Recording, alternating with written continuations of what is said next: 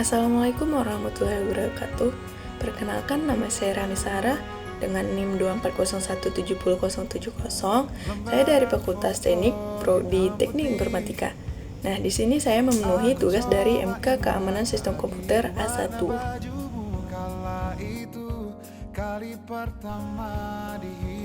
Halo semuanya, pada kesempatan kali ini saya akan membahas mengenai konsep kriptografi serta implementasinya, baik menggunakan metode klasik maupun modern.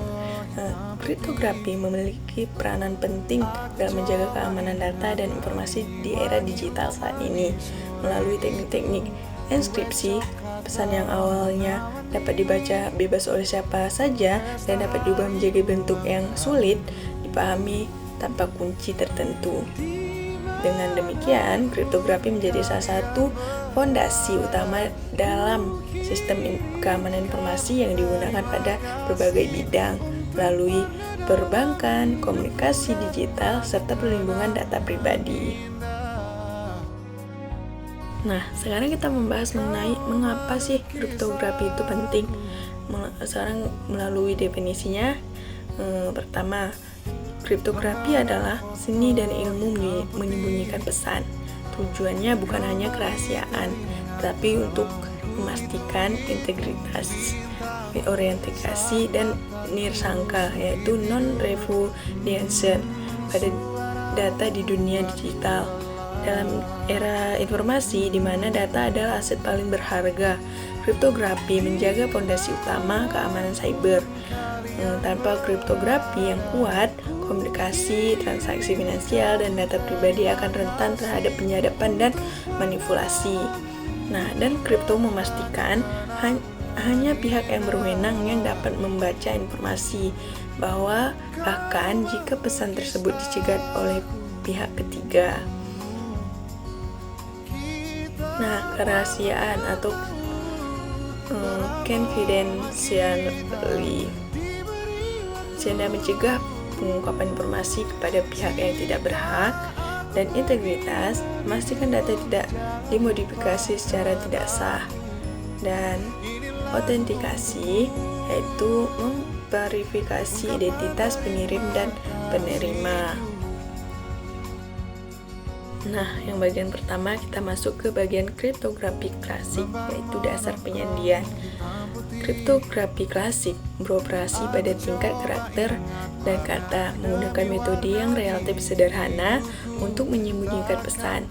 Meskipun tidak lagi aman untuk penggunaan modern, tetapi metode ini adalah dasar histori bagi semua kriptografi yang ada saat ini. Di sini ada dua metode. Yang pertama, metode substitusi, yaitu menggantikan setiap unit atau biasanya huruf teks terang dengan unit yang telah disandikan. Contoh paling terkenal adalah Caesar Crypser, di mana setiap huruf digeser beberapa posisi dalam alfabet. Dan yang kedua, metode transposisi, mengubah urutan atau posisi unit teks terang tanpa mengubah unit itu sendiri. Ini melibatkan mengacakkan posisi huruf untuk membuat pesan tidak terbaca. Contoh termasuk reference chipser. Nah, di sini ada implementasi kriptografi, yaitu bagian substitusi, penggeseran adalah bentuk enskripsi substitusi termudah. Kunci enskripsi adalah jumlah posisi yang digeser. Misalnya kunci 3, teks terangnya ada A, B, C, D, E, dan F. Teks sandi kunci 3-nya itu D, E, F, G, H, I. Meskipun sudah diimplementasikan, hanya 25 kemungkinan kunci, ia sangat rentan terhadap serangan analisis frekuensi. Dan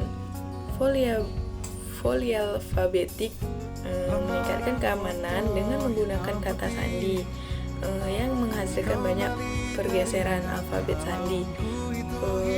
berbeda untuk setiap huruf sehingga jauh lebih sulit dipecahkan daripada keysar cipher. Dan di sini bagian implementasi kriptografi klasik bagian transposisi. Berbeda dengan substitusi, metode transposisi berfokus pada mengubah struktur pesan itu sendiri. Huruf aslinya tetap sama, tetapi lokasinya yang diacak, yaitu pesan awal teks dibaca secara berurutan.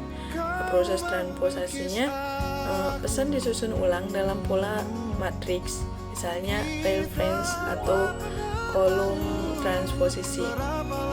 Teks sandinya, teks dibaca berdasarkan pola baru, menghasilkan urutan huruf yang kacau. Nah, ini ada contohnya, misalnya T, S, P, S, E, J, I, I, T, K, R, G. Hasil sandinya itu ini.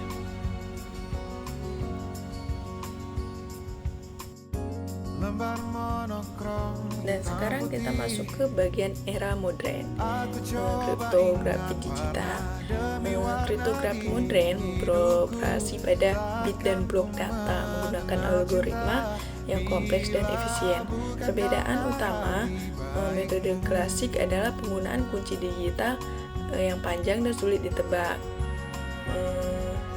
Kriptografi kunci simetris menggunakan kunci yang sama untuk enskripsi dan deskripsi, cepat dan efisien untuk jumlah besar data. Contoh ES dan DES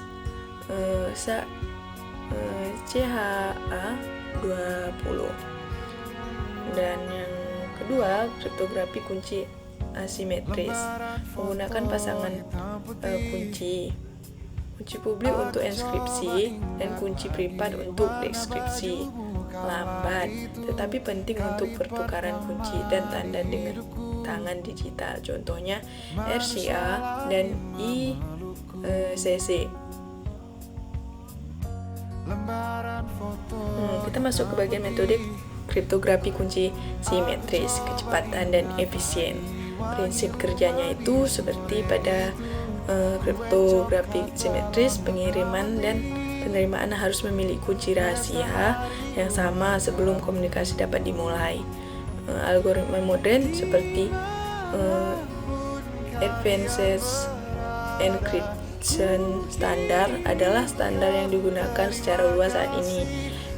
Keunggulannya tuh proses enkripsi dan deskripsi sangat cepat, dan kelemahannya, masalah utama terletak pada bagian mendistribusikan kunci rahasia tersebut dengan aman kepada semua pihak. IES dengan panjang kunci 128, 192 atau 2056 bit telah menggantikan pendahulunya, yaitu DIS, karena dianggap sangat resisten terhadap serangan brute force.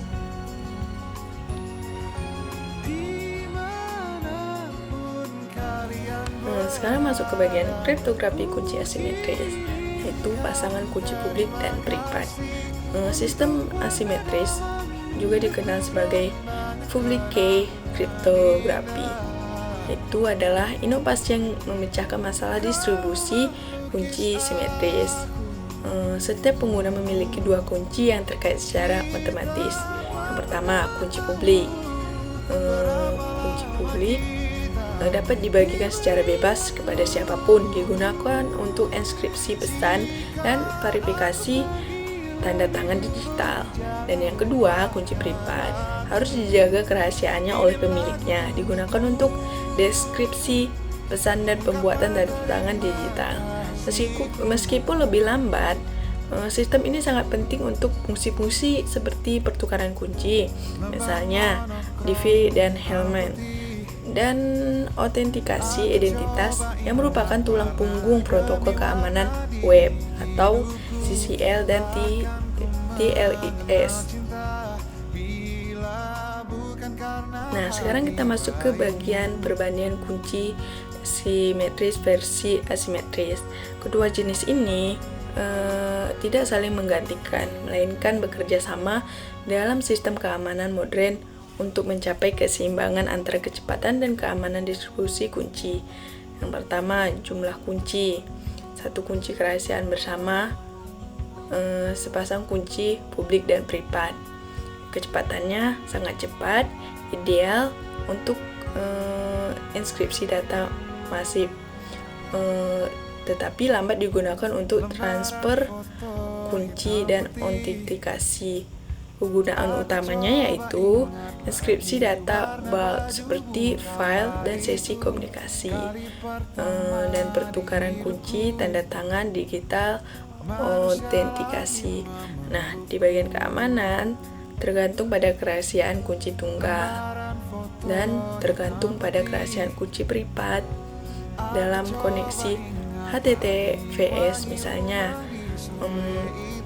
saat Anda menggunakan perbankan online, kriptografi asimetris digunakan untuk menukar kunci simetris secara aman, dan kemudian kunci simetris digunakan untuk inskripsi data sesi yang cepat. Nah, di sini bagian terakhir, kesimpulan dalam kelas selanjutnya. Kriptografi telah berkembang dari sandi berbasis huruf menjadi algoritma kompleks berbasis bit, tetapi tujuannya tetap sama, yaitu melindungi informasi yang berharga. Di sini bagian kriptografi klasik ada dua metode, yaitu substitusi dan transposisi. Adalah dasar historis yang bekerja pada karakter. Kriptografi modern ada dua metode, yaitu simetris dan asimetris, bekerja pada bit dan blok, membentuk tulang punggung keamanan digital saat ini. Dan yang kedua, peran kriptografi hibrida. Sistem modern mengintegrasikan kekuatan kecepatan simetris dengan keamanan distribusi kunci asimetris untuk menciptakan protokol yang kuat, misalnya di TLS dan SSL. Dan yang terakhir, tantangan di masa depan. Mahasiswa dan profesional IT harus terus mempelajari ancaman baru, khususnya kemajuan dan komputasi kuantum yang memerlukan pembangunan kriptografi pasca kuantum yang aman. Dari pembahasan mengenai kriptografi, dapat disimpulkan bahwa ilmu ini sangat penting menjaga kerahasiaan, keahlian, dan integritas data, baik dari metode klasik maupun modern. Semuanya memiliki penerapan dan peranan masing-masing untuk melindungi informasi. Dengan pemahaman dan penerapan yang tepat, kriptografi mampu menjadi benteng utama dalam menghadapi berbagai ancaman di dunia digital saat ini.